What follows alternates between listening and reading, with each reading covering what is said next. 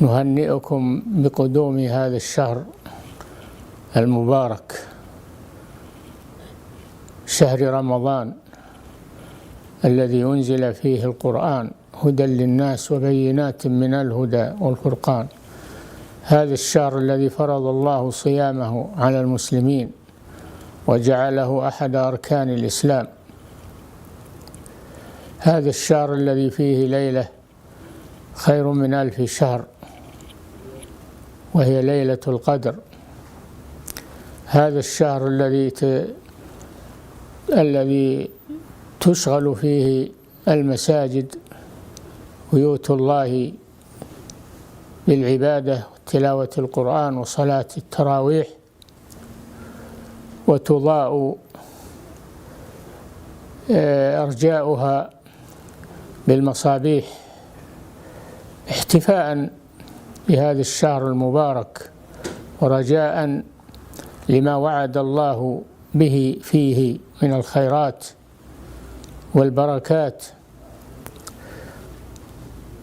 خطب صلى الله عليه وسلم في آخر جمعة من شعبان فقال: أيها الناس، قد أظلكم شهر عظيم مبارك، وذكر من خيراته وبركاته الشيء الكثير كما في حديث سلمان المرفوع.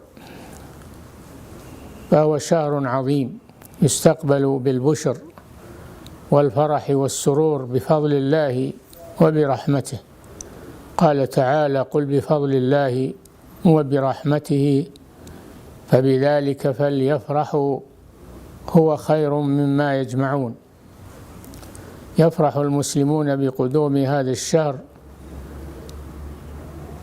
رجاء ما وعد الله به فيه من الخيرات، ويعمرونه بالطاعات بتلاوة القرآن، بصلاة التراويح، صلاة التهجد في آخر الليل،